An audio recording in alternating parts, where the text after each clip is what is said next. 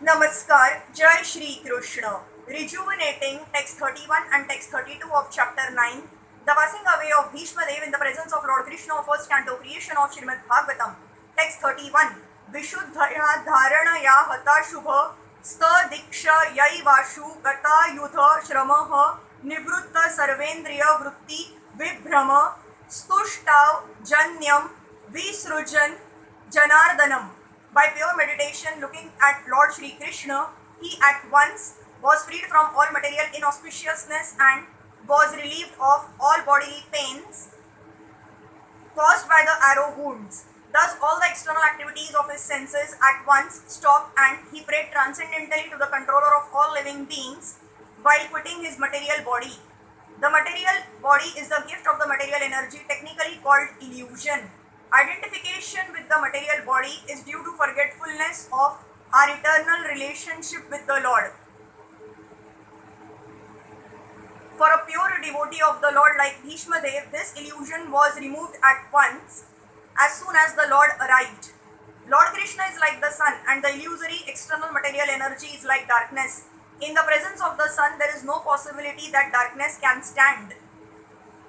Therefore, just on the arrival of Lord Krishna, all material contamination was completely removed and Bhismadeva was thus able to be transcendently situated by stopping the activities of the impure senses in collaboration with matter. The soul is originally pure and so also the senses. By material contamination, the senses assume the role of imperfection and impurity. By revival of contact with the Supreme Pure Lord Krishna, the senses again become freed from material contaminations. Bhismadeva attained all these transcendental conditions prior to his leaving the material body because of the Lord's presence. The Lord is the controller and the benefactor of all living beings. That is the verdict of all Vedas. He is the supreme eternity and living entity amongst all the eternal living beings. And he alone provides all the necessities for all kinds of living beings. Thus, he provided all facilities to fulfill the transcendental desires of his great devotee Bhismadeva, who prayed as follows. Text 32. Shri Bhishma Uvacha Iti Mati Rupa Kalpita Vitrushna Bhagavati Satvata Pungave Vibhumni Swasukhamu Pagate Kvachida Vihartum Prakruti Mupe Yushi Yadabhava Pravaha Ha. Bhishmadeva said, "Let me now invest my thinking, feeling and willing, which were so long engaged in different subjects and occupational duties, in the all-powerful Lord Shri Krishna.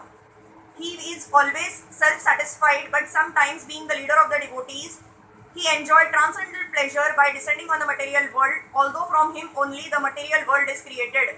Because Bhismadeva was a statesman, the head of the Kuru dynasty, a great general and a leader of Kshatriyas, his mind was striven over so many subjects. His thinking, feeling and willing were engaged in different matters. Now, in order to achieve pure devotional service, he wanted to invest all powers of thinking, feeling and willing entirely in the Supreme Being Lord Krishna. He is described herein as the leader of the devotees and all-powerful. Although Lord Krishna is the original personality of Godhead, he himself descends on earth to bestow upon his pure devotees the boon of devotional service. He descends sometimes as Lord Krishna as he is and sometimes as Lord Chaitanya.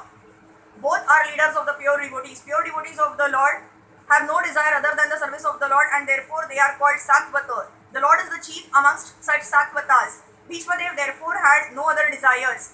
Unless one is purified from all sorts of material desires, the Lord does not become one's leader. Desires cannot be wiped out, but they have to be only purified.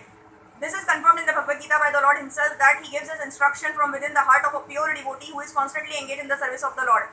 Such instruction is given not for any material purpose but only for going back home, back to Godhead. Bhagavad Gita 10.10.